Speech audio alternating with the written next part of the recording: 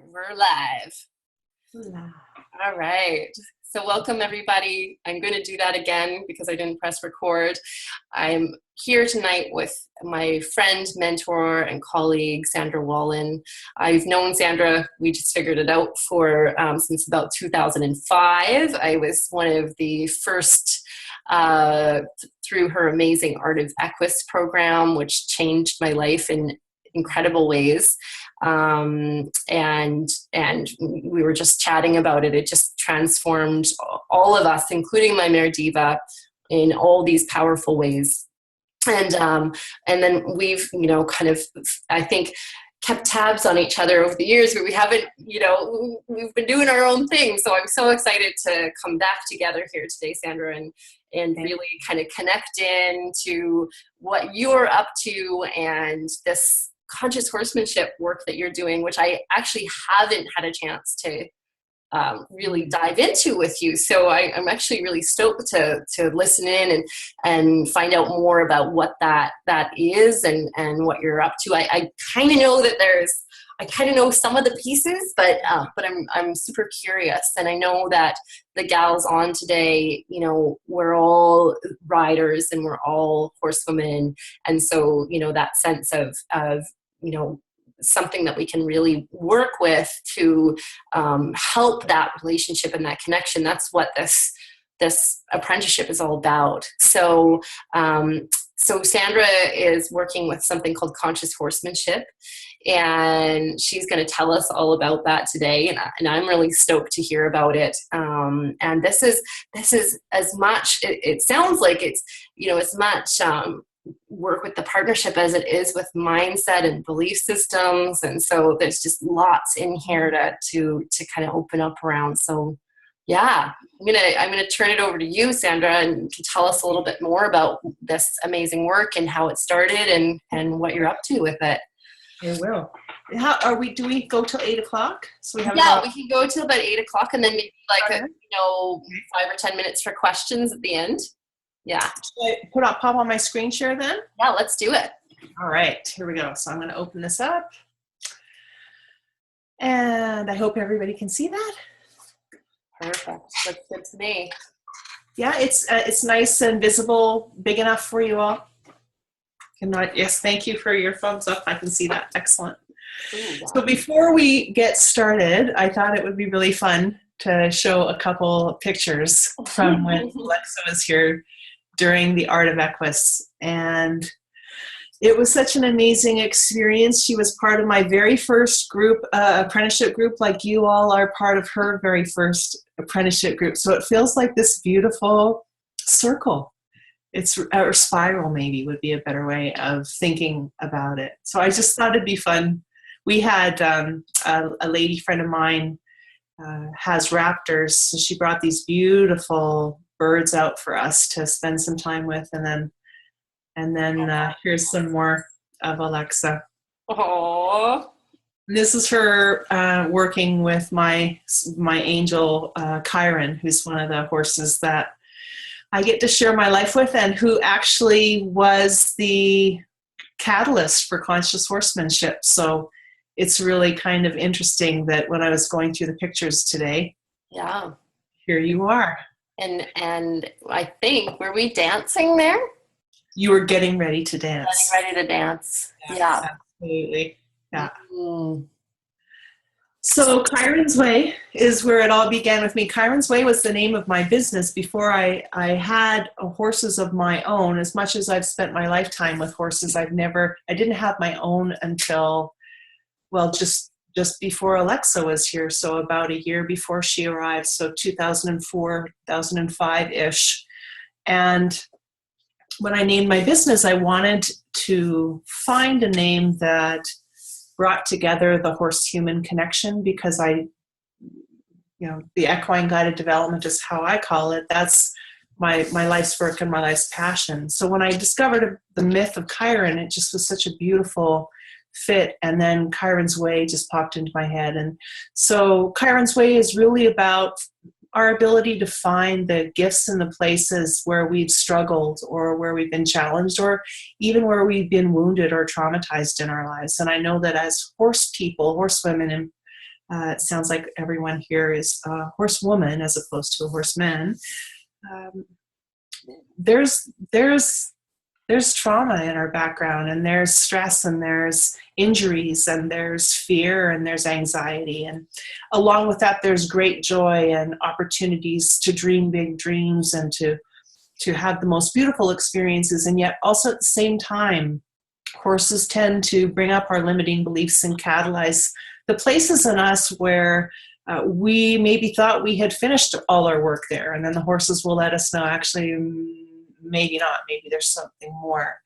So this is a little bit of a segue into what we'll be working with today, which is the conscious horsemanship aspect. So here's where we started. I don't know if there's a delay in the slides or not, but I'll just assume there's not. Oh, it's good. Yeah.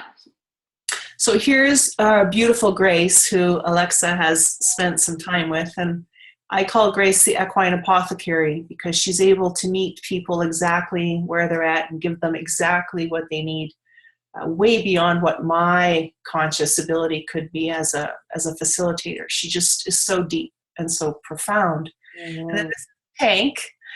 Tank was my friend Ainsley Beauchamp's horse when they had BC Horse Vacations, and he retired here. And this is Xenophon. He is a big black beauty who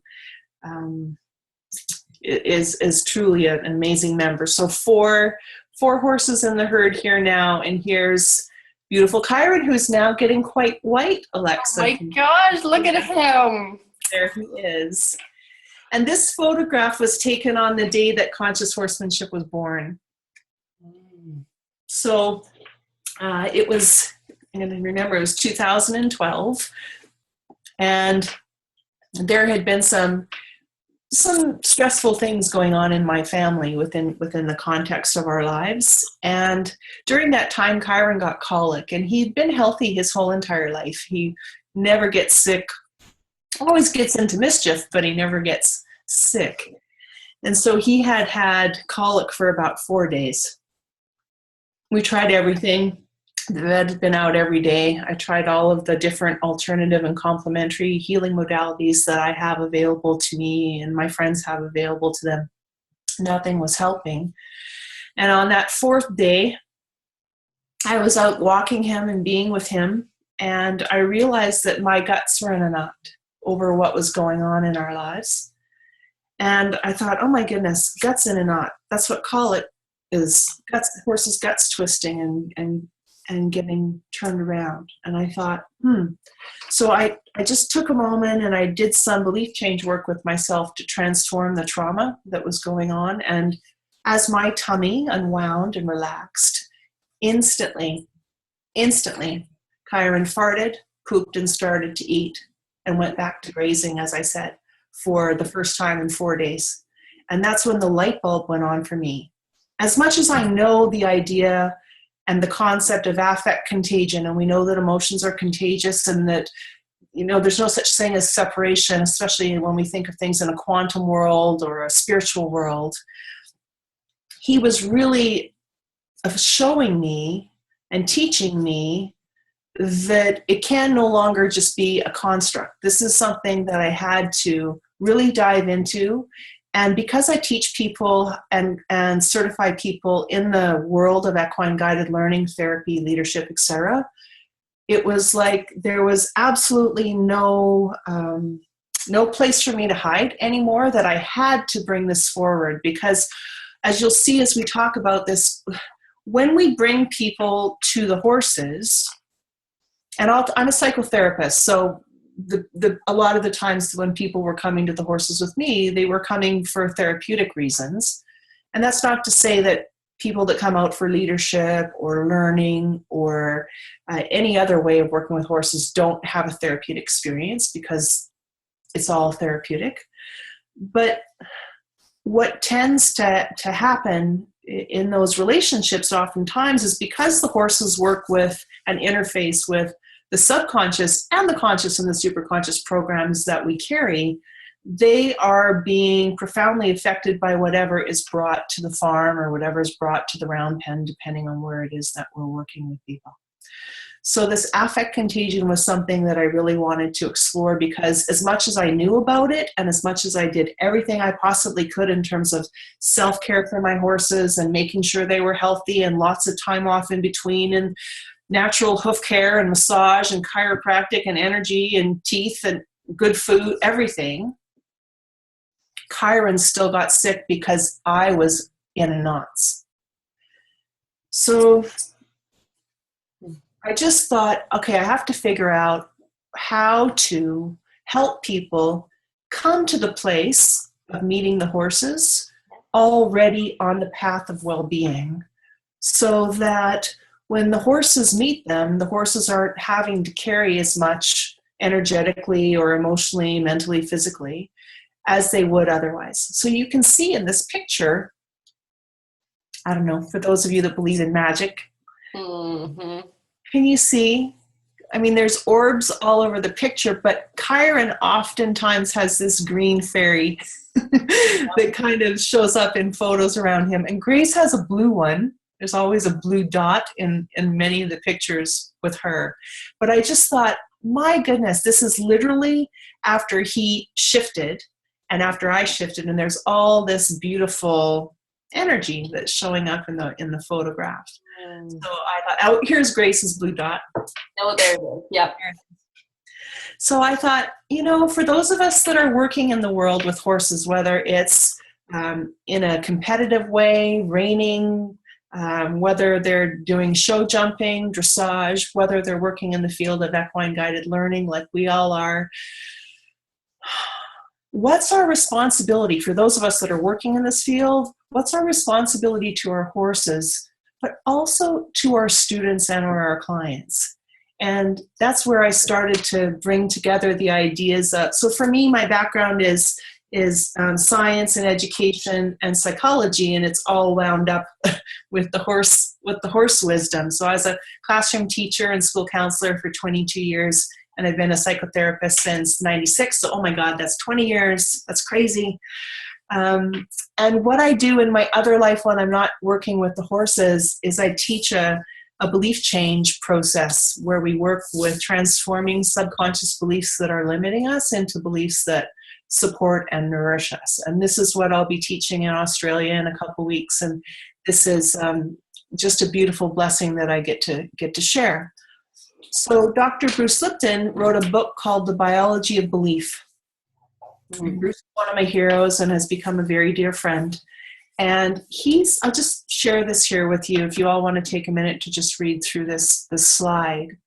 So he talks about how so much of our programming is laid down from the time conception, second trimester, birth, depending on when you believe life starts, and through that period of 6 to 7 years of age. And we have so many programs that are placed there that have to do with how we feel in terms of relationships, how we feel about feeling safe in the world, how we feel about being engaged with our creativity, our success, all of those different variations. And so what he's telling us is that you can't change the subconscious mind just by thinking about it. And so the process that I teach in conscious horsemanship is really showing you how you can change the programs. First of all, we use muscle testing to determine whether there's subconscious stress related to the belief or the program or the idea or the thought. And if there is, then how to change that. And what tends to happen with the horses is, in my experience at least, when I'm doing an EGD session, people will come and they'll think that they're working on goal A, but the horses very, very quickly, I'm sure you've all experienced this, let them know that actually it's not goal A that's the priority, it's goal D or goal J, and they don't have any tact. The horses just go right into it, and they catalyze it, and they open you up, whether you're ready for it or not. And so this process is, I call it equine-assisted belief change, EABC, because the horses are bringing up the priority, the most important, significant thing for us to work with, whether we think that's what we're supposed to be working with or not. And then in just minutes, You can transform whatever it is that's getting in the way that people are bumping into, release the trauma, transform the fear in the partner, in the human, but also the amazing thing is we can do this for the horse as well. So I'll come back to that in a little bit.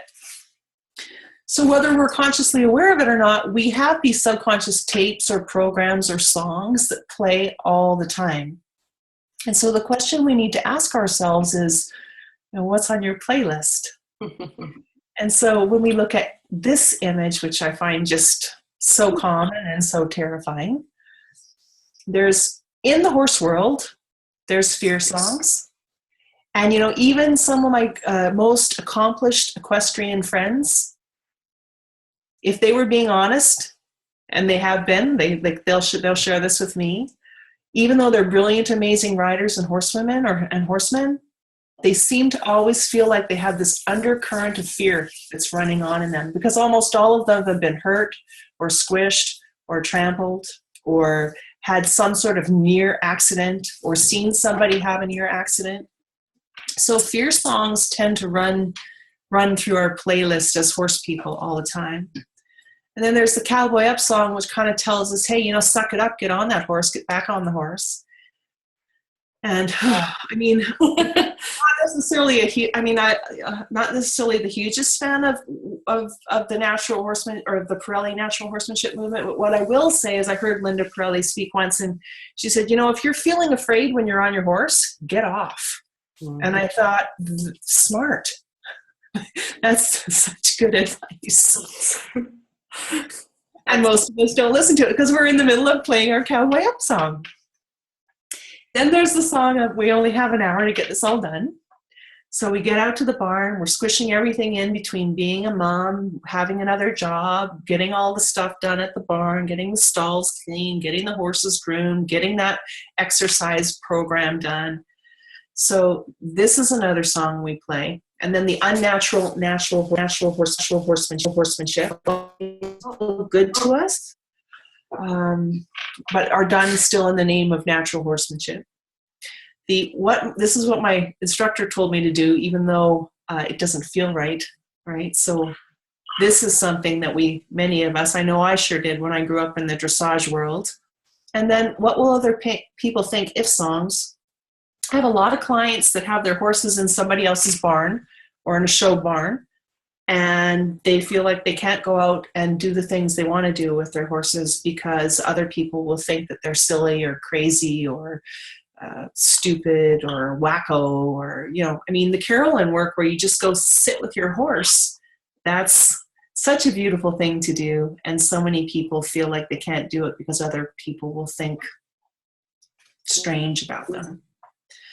So what we want to start to do is change our playlist. So change the programs that are in the subconscious mind that are vibrating out 24 hours a day, 7 days a week, constantly giving out a feel, an energy, a frequency, a vibration to our horses and to our lives in general. So we want to have songs that are about the invitation, that build on trust, that enable us to lead from our heart.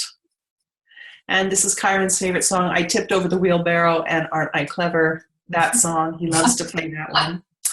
And then the horse listening as opposed to horse whispering. So for me, it's always been more about what we hear than what we say. And Kyron also loves the Can You Scratch Me Here song. He's got a lot of input into the playlist, as you can see.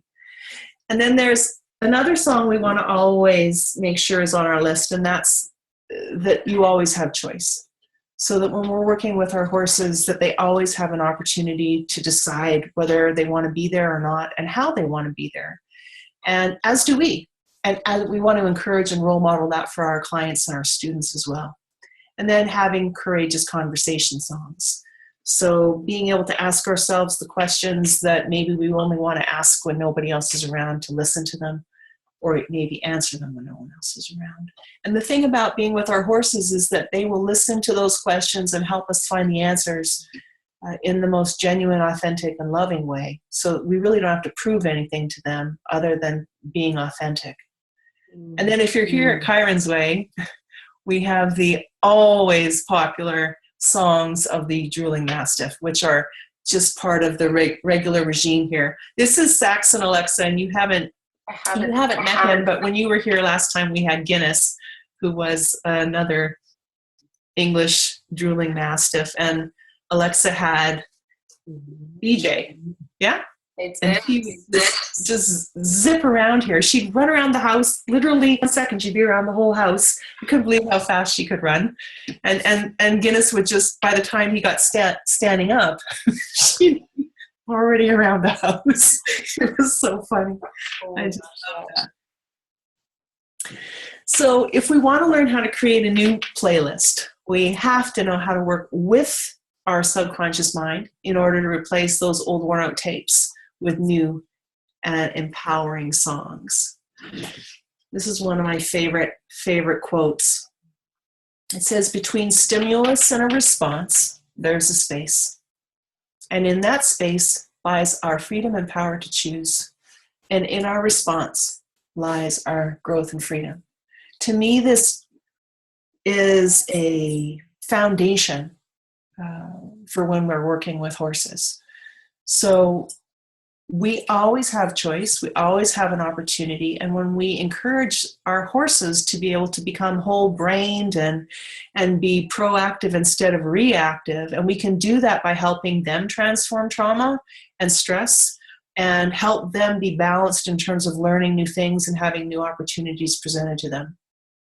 But we're actually their role models for that in a lot of ways.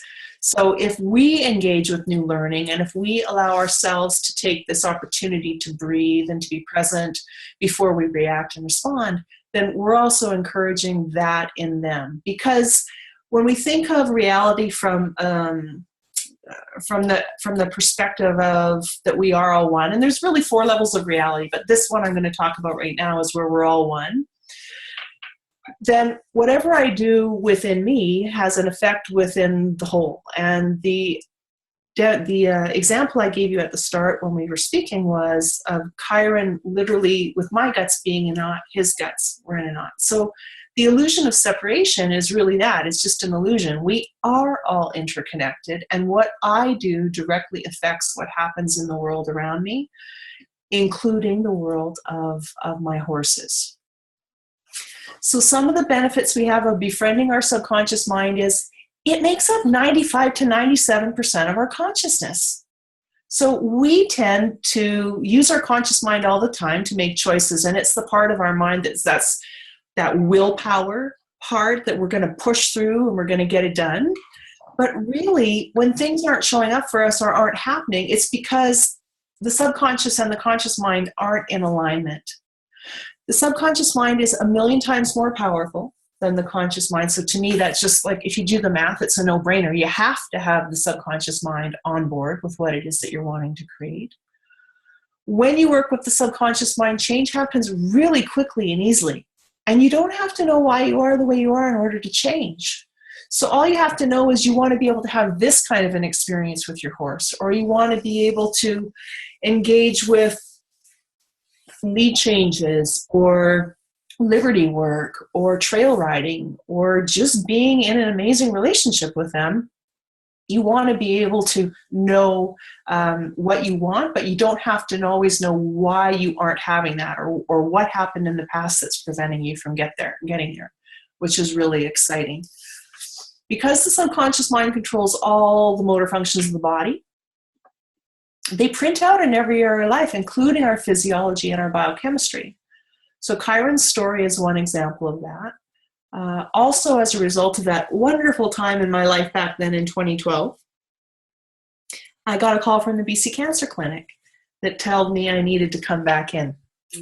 And when I went back in, I had this big toonie-sized lump in my breast. But between when they called me and when I went back in, I did a lot of this transformation of trauma work around what was going on in our lives. But also, the cool thing about this process is I can also transform trauma that hasn't happened yet, but I'm afraid will happen. So obviously, when you get a call from the cancer clinic, worst case scenarios start to play in your head. And so I would allow myself to go into that fear of what I was most afraid of and transform that at the subconscious level of mine so it had no power over me anymore.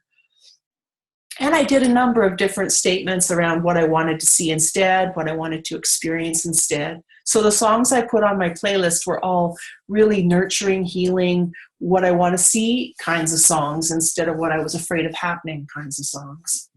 And between the time when I got the call and I went back into the clinic, it was about 7 or 10 days, just over a week.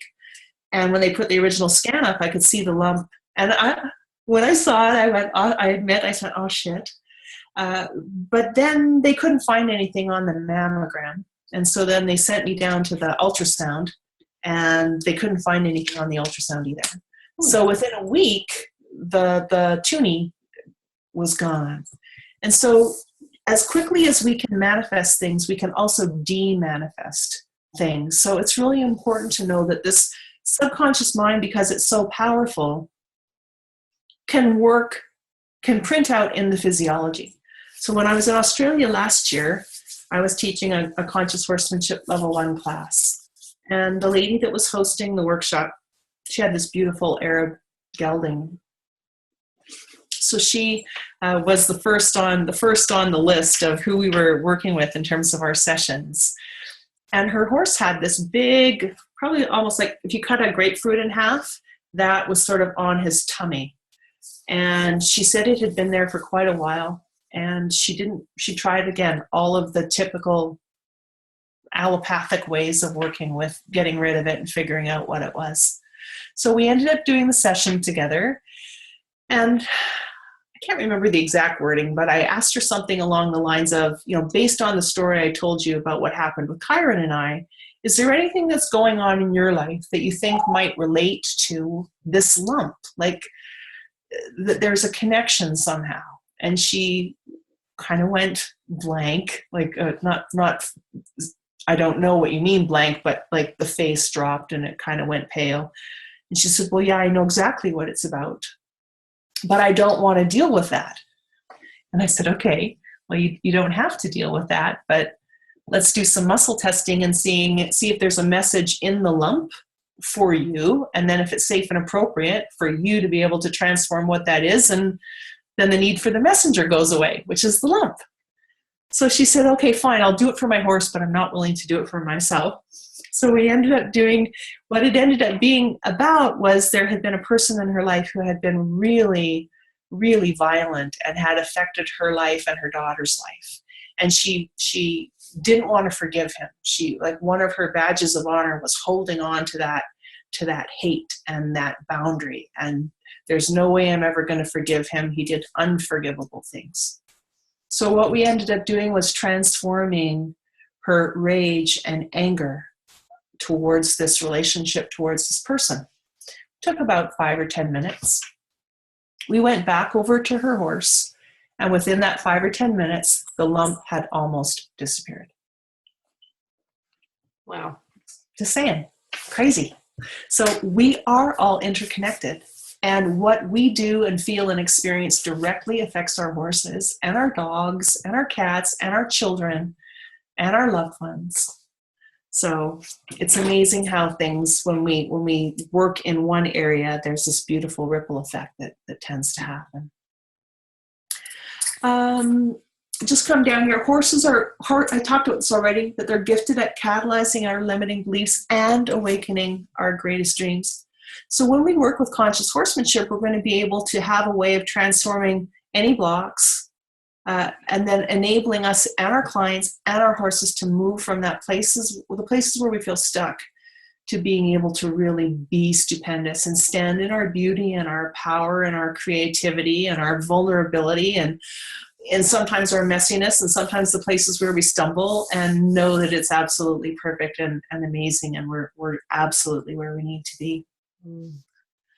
At the advanced levels of conscious horsemanship, you actually can go into, through a quantum link-up, you can go in and you can work directly with the horses.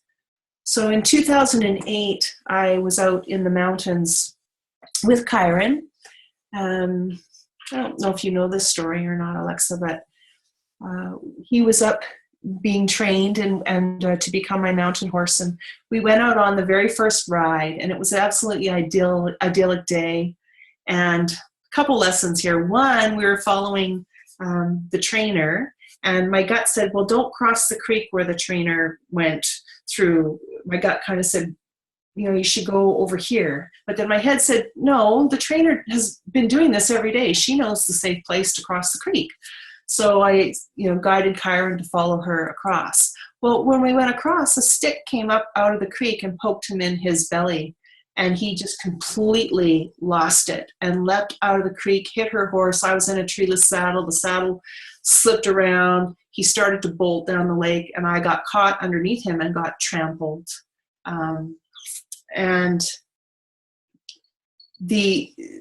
I won't go into all of the details except to say that I was completely torn up and unconscious, and they didn't know how they were going to get me out of there. And the satellite phone wasn't working. It was just like a big mess, big mess. So I was completely traumatized by the accident, physically, mentally, emotionally, and spiritual, but so was Kyron. And when he finally came back home from the trainers, when I saw him, I felt afraid. And when he saw me, he felt afraid. And this is the horse that I have raised since he was a baby.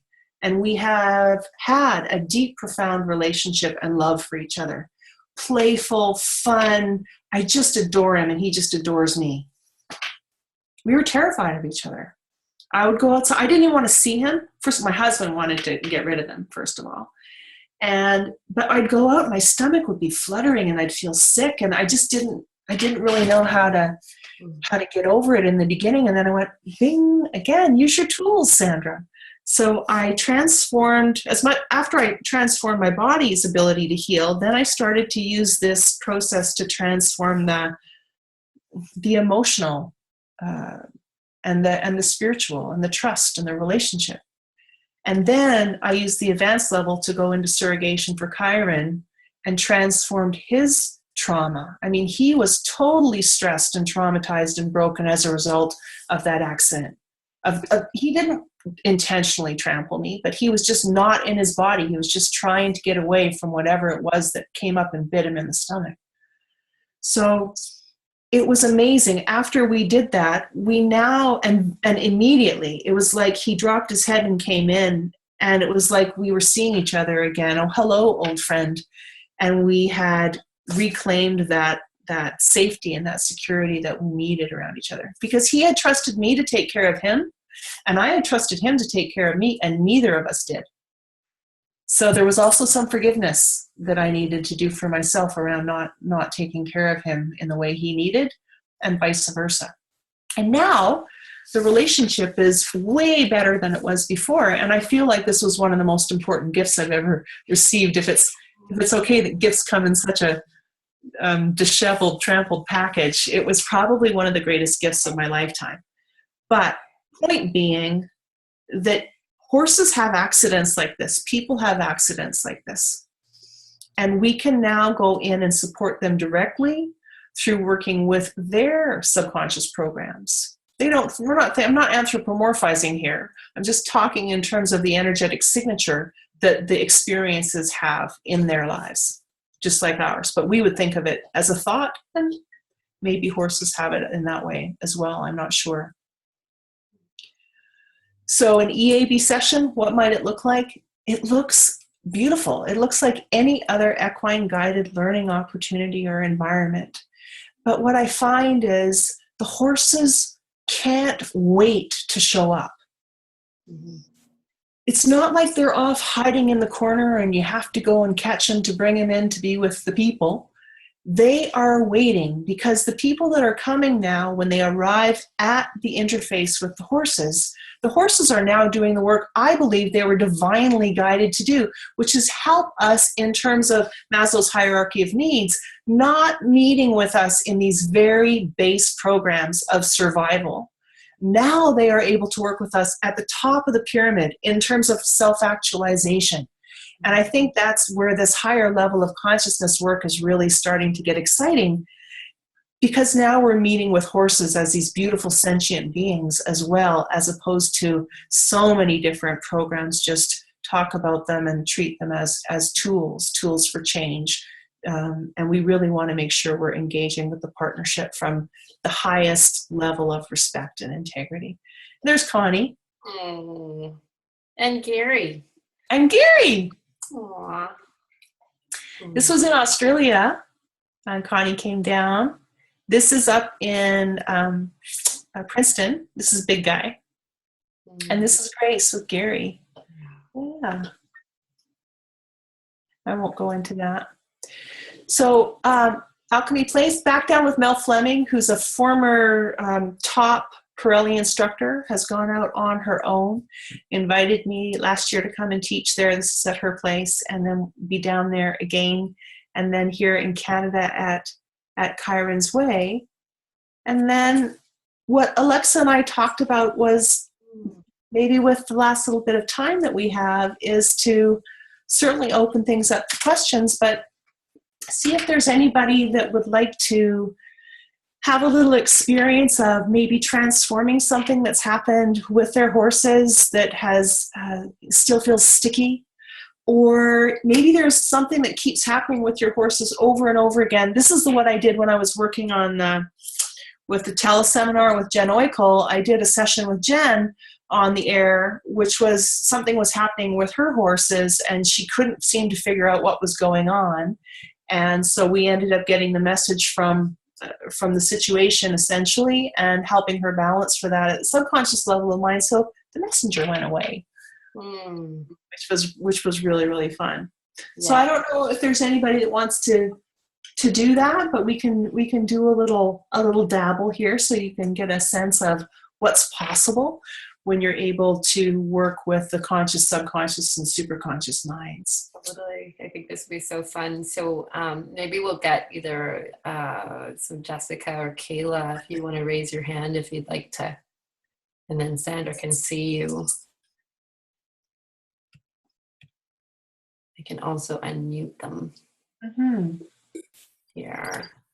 Hi, girls. Hi. Do either of you want to be a guinea pig? No, not really. Oh. How about you, Kayla? I feel like I'm just sort of being drawn to some of the stuff we worked with on the weekend. Yeah, sure. Okay, awesome. Thanks, Viv. All right. No, I'm muting you, Jess.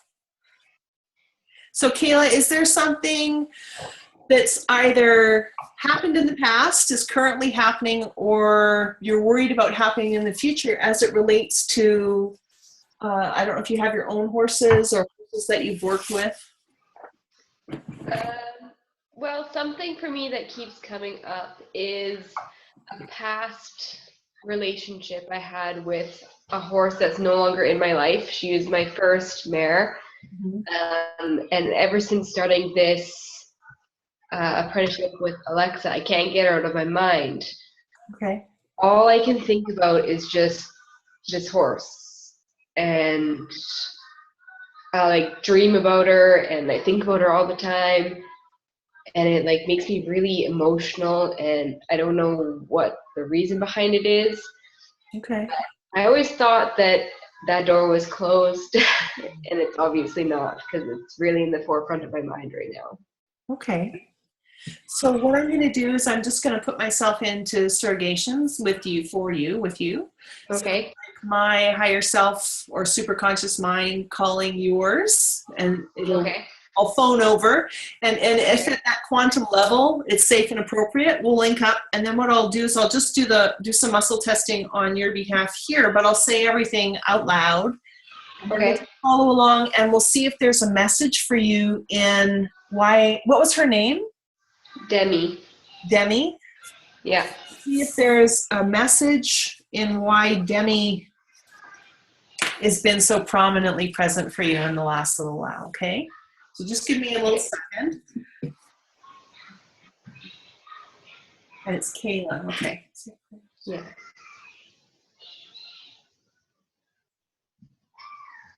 Okay, so I'm just going to talk out loud. So would you say that it's just been, how would you call how Demi is showing up? Would you just say that, the thoughts of her, dreams of her, feelings about her, what specifically shall we focus on? What are you particularly curious about? Sadness. Ah, okay. So we can agree that the reappearance, so is she still living? Has she gone? Is she just living? Yeah. So she's living somewhere else right now. Yes. Okay. So the best way to work with this sadness is to get the message. It's not about that. The best way is actually to work with the sadness at this time. Be strong. Okay, and it's the sadness of letting go of Demi. Okay. So how long ago, how many years ago did she leave? 27. I'm 26 this year, and I haven't had her since I was 18. So 8 years ago. 8 years. All right. So the best way to work with this is was it your choice to let her go, or was it circumstances, or? It was circumstantial. What had happened is my dad went out of town to go work, and he never returned. Wow, okay. And I was in my grade 12 year. I have a younger brother as well. My brother and I got evicted. And then I hadn't turned 18 yet, so I was still a minor. The agreement that I had with my horse just all kind of got taken out from under me without having, Jace, please, don't scream. It just all kind of got taken right out from under my feet, you know what I mean, with no adult figure there to kind of help represent me or help me have a voice. Yeah. So the lady who owned the barn where my horse was being kept just kind of took everything from me. Okay. That's a tragic story. Yeah, it was a very difficult situation.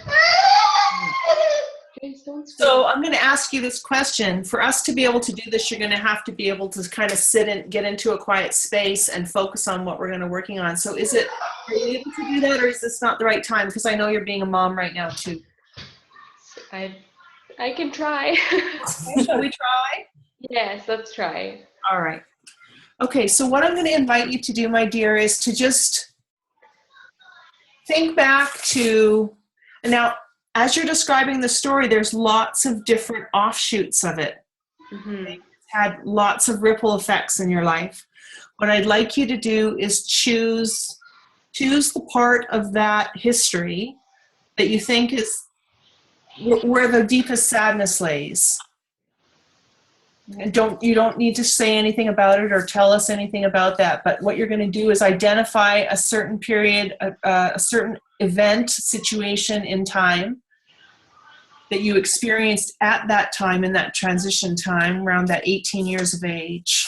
And it might be seeing her being taken away. It might be coming home, realizing that no one else is coming home.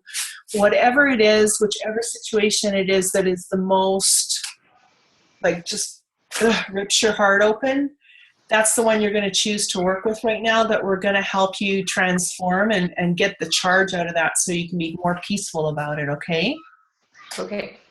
So when you're in that experience, and give yourself a minute or two to just decide which one it is, touch into it, go into the experience, and then just let me know when you're there.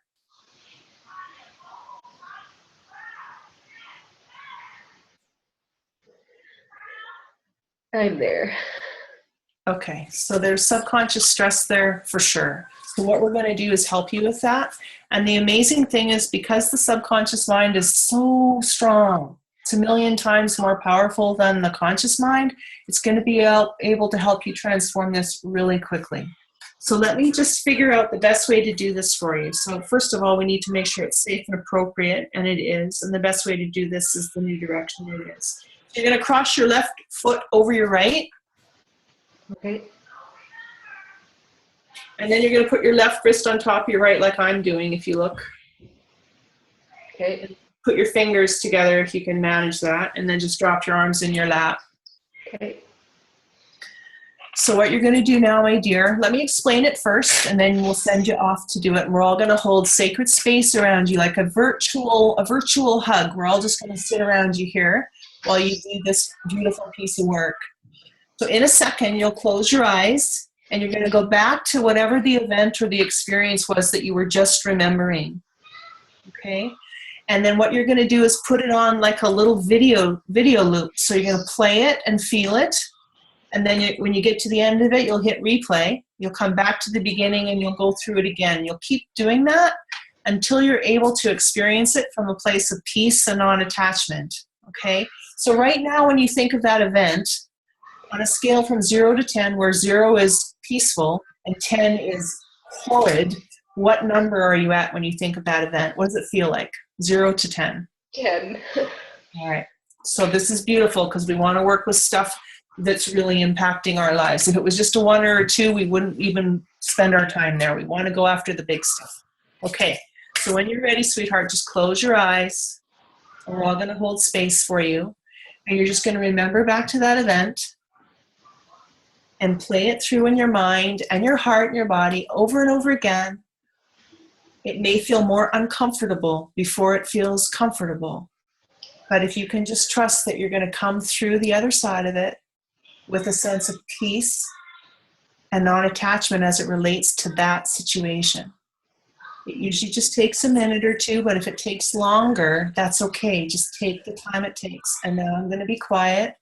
Just open your eyes once you've felt that shift, okay?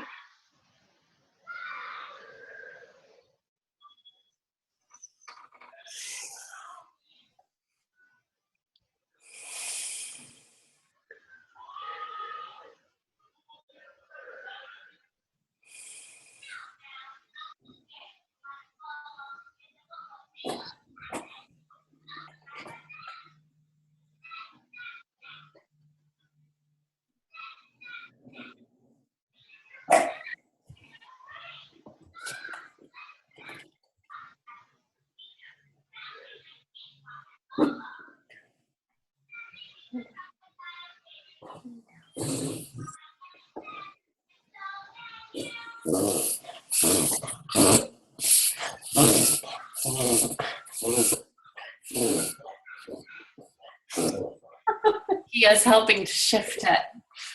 We're sneezing. Yeah. Okay, stop for where you are for a minute. Undo your wrists and your ankles. Put your fingertips together, touching like this. Yeah, and just have your eyes open and down. We want to lock in. It's like hitting save what you've done, because we want to save what you've done so far. Check in with you, and then if you're up for it, we'll go for another layer of it. Okay. So this process is not complete.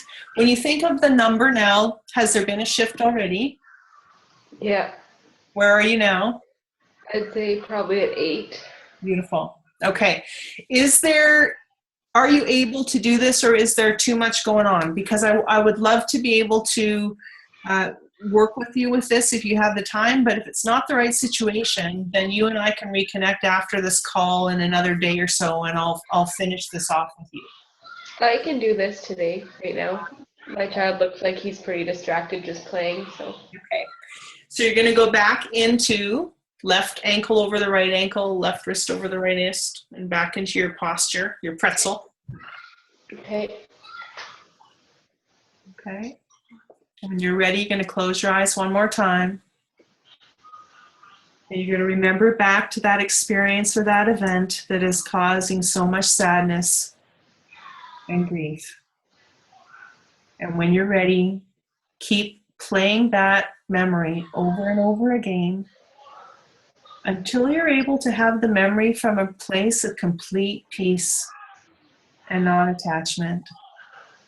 And then when you're there, just open your eyes and let us know.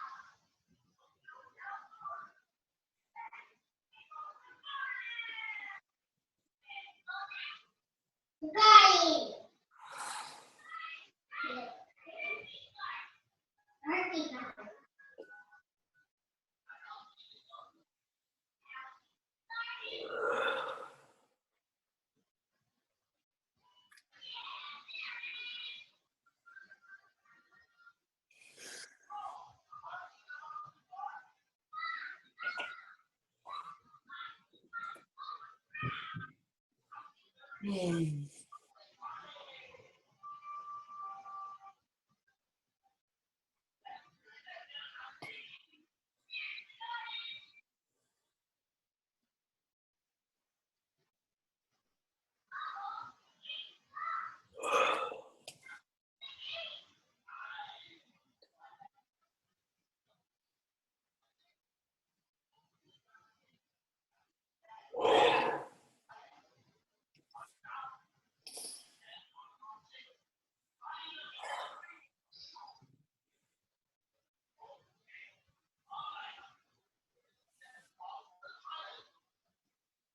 Mm.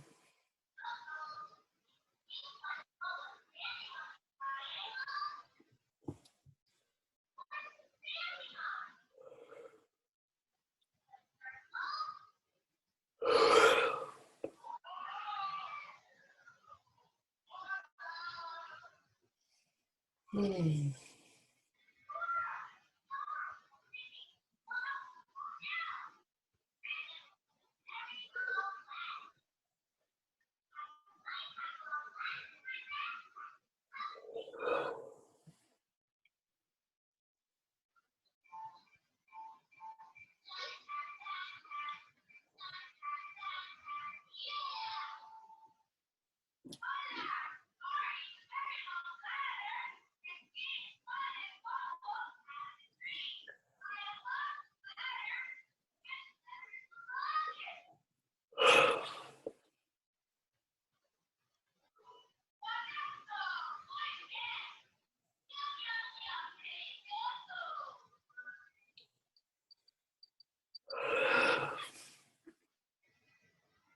Mm.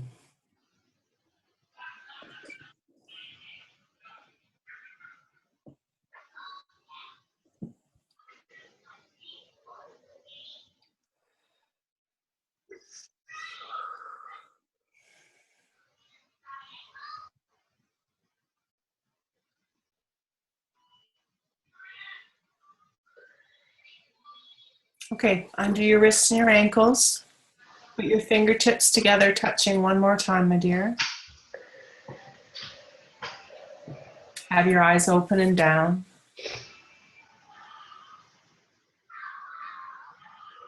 All right, let's just check that this process is complete. Be strong. No, but it's complete for today. It's complete for today. So where are you at in terms of your number at this point, Kayla?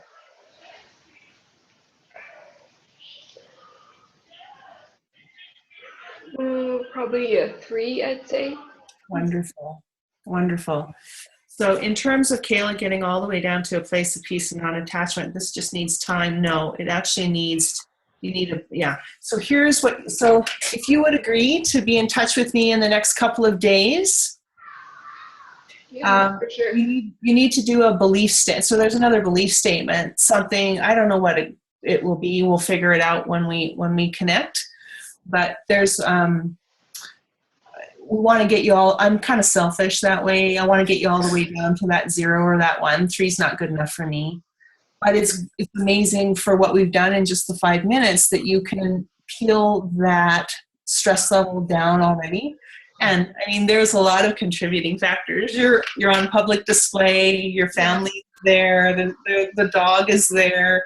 It's just, there's lots going on right now. So I also have a feeling that when we're just in that sort of one-on-one situation, we'll be able to figure out what the last remaining piece is for you, and I'd be happy to offer that for you. Thank you. You have to take me up on it. Yeah, absolutely. Do so, Kayla. She's amazing. Oh, thank you. Thank you, Sandra. That's so generous. Thank My you. pleasure. So what this does is, so when you're out with the horses, we bring, so whatever was on Kayla's playlist as it relates to those tragic losses and the grow up now story and messages and what she had to let go of and release that was torn away from her, that's going to be playing. Even though we can say, oh, I've done therapy with that for 20 years. Well, sometimes the therapy still is just working with the 1 to 3%. So in order to get the true healing, we have to work with the other 95 to 97.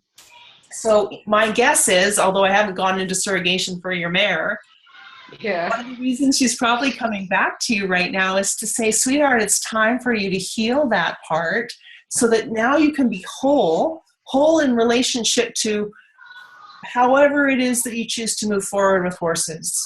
Mm-hmm. And your family and your relationships in general and the relationship with your father and your family. Like however you want to deal with that, you can now do it from a place of choice as opposed to feeling like it's choosing for you. And the horses will show, I mean, I'm sure that whatever happened over the weekend at Alexa's is that the horses are going to be bringing those things up for you. Where there's anything unresolved or any wound at all, that's Chiron's way. He's the wounded healer. That's what he does. He helps us find the gift in the places where we've been wounded.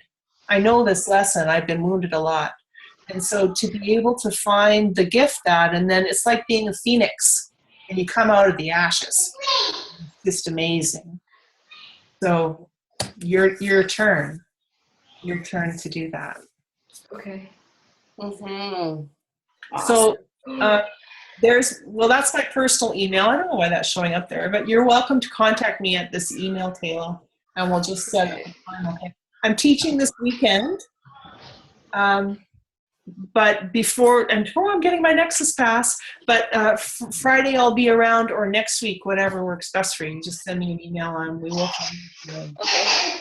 I can't see your full email on there. It's Sandra at Chirons Way. What was after the way? .com. Okay. Perfect. So I'm just going to end by bringing up this beautiful, beautiful quote by Antonio Machado, when you do the Camino de Santiago, whenever you walk into any of the hotels, hostels, places along that pilgrimage, you walk in, and whether you're in English, Spanish, German, whatever, you shout out into the room, "Path maker, path maker, there is no path." And everybody shouts back at you. You make the path by walking. By walking, you make the path. And this is what the horses are teaching us. That for us, our own journey with horses is nobody else's journey. It's not Alexa's, it's not mine. It's not any other teacher, any other friend, any other horse person you know. The horses will help you know and identify which is your path, and in all likelihood, it is a path that has never been walked before, and you get to make it by walking it with them. So I just wanted to share that with you, and then Chiron and I want to say thank you again for joining us. So just a real quick summary is, this is, as much as I would love to be making art with the horses, they've made it very clear to me that this is what I'm supposed to be bringing particularly into the equine guided learning field and genre, because it helps humans and it helps horses, and it helps the horses not have to help the humans so much, so that when the humans come to the horses, they can ascend to a completely different level of relationship and actualization. So if that sounds, well, that's just education, that's just Maslow. But I think that it's a really exciting time to be in the horse world. I think that the program Alexa is bringing into the horse world is beautiful, and I love that it's so holistic, that it's working with body, mind, emotions, spirit, of horse and of human, and of that relationship together. I think you're all blessed to be in her community. And I want to thank you for inviting me to be part of it for this evening, Alexa. Thank you. My goodness, this has been so amazing. So amazing to be here and come full circle here. Oh, yeah. I'm just going to mute Kayla there. I don't know if you've met Parker yet. This is Parker. He looks exactly like, I got to send you a picture because he looks exactly like our feral cat Galileo. Exactly. Really? Yep. What is with the black and white tuxedo cats? It's amazing. Yeah, he was did you see him giving me a massage? My head was going. Very precious. Thank you so much, Sandra. I wanted to just see if anybody had any questions at all before we close today. So I'm just going to, maybe if you just want to, can you see people putting up their hands, Sandra? I can see them physically putting up their hand, but I don't know if there's a little icon where they're raising their hand. Well, maybe what we'll do, if you're okay, stopping the screen share, and we'll go back to video here. That's so cool that it just does that. Isn't it neat? And then I'll unmute you lovelies here. Jessica's sleeping. Jessica. She's in her bed on her pillow. You look so comfortable. Hiding from her children and her husband and her dogs. She's fighting. The whole zoo. So, everyone, I would love if you had any questions at all for Sandra today. She's a wealth of knowledge, so this is the time if there's anything that was coming up that you wanted to ask about. There's no Zoom sessions, so feel free to ask away. I don't think I have any questions. My mind's a little blown right now. I was going to say, You just find a tissue box. If I want to write it put on the spot, I can never think of things, and then as soon as I get off the computer, I'll probably think of a pile of questions. But Works that way. Yeah. Kayla, that was really cool. Yeah. I haven't cried like that about that in a while. Even, I'm getting choked up now. My throat wants to close and make me cry. You know, you want to always honor those tears, right? Because Carla McLaren talks about them as the healing waters of the soul.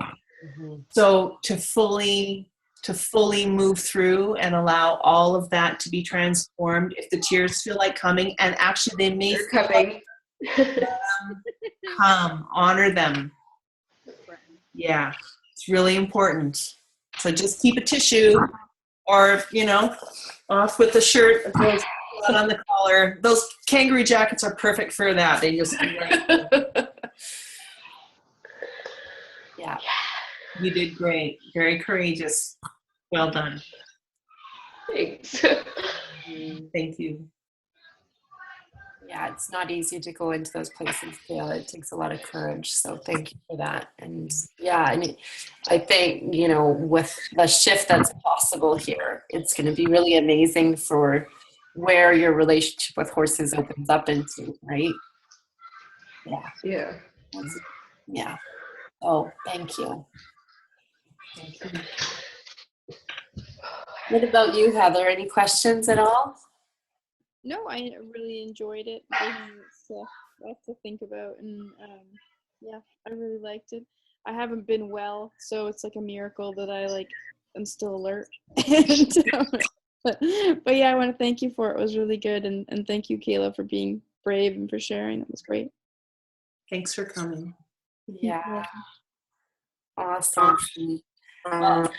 Heather is our gal. I think it is next week. I need to look. Yeah, so next Wednesday, Heather's going to be doing a webinar on. I think it's on play and liberty and all sorts of fun stuff that way. So it's going to be great. It's an awesome one to be on. So next Wednesday night at 7 p.m., same time, same place. Yeah. Excited. I'm excited. These are all, you know, for me, doing these webinars is it's such a treat for me, because not only am I learning new things, but I'm also getting to hang out with some of my absolute favorite people while I'm doing it. So I'm like really loving this opportunity to collaborate and connect and learn and all these things. So yeah, thank you, Sandra. Thank you for inviting me. Oh, can't thank you enough. This has been amazing, and I know that all the people that are listening into the replay are going to just love it as well. And yeah, just been so profound. So thank you for that. You're most welcome. Thank you. Oh, I want to say real quickly, just because I have the background I have in terms of therapeutic and education, the conscious horsemanship programs are open to everybody. And the cool thing about them is that you can learn how to facilitate equine assisted sessions in the 3-day program. So you don't have to, It's not teaching you how to be a coach. It's not teaching you how to be a therapist. It's showing you literally how to work with this process in whatever context you want to use it in your lives, with your own self, with your own family, with your clients.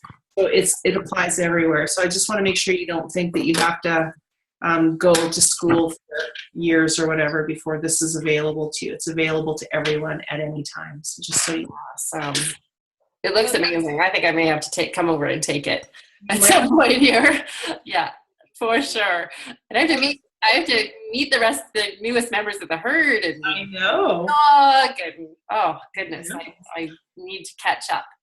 Yeah. Well, we should just very quickly as we end, for those people that did not come on in the beginning. Here you go. Oh, I'm not showing my screen share. I'll forget it. I'm looking at it thinking, oh, you guys can see it now, but you can't, so that's all right. It was cool pictures of Alexa. Pictures of Alexa. Mm-hmm. And my boyfriend at the time. Dara. Cutie. Look at that Irish accent. I'm a sucker for an Irish accent, I tell you. And my dog is in there too, so that's cool. Yes, she was. Oh, she's a beauty. Oh, well, I'm gonna stop the recording now. So thanks everybody who's been listening to the recording. Thank you, Sandra, and thanks everybody for the call. I'm just gonna stop the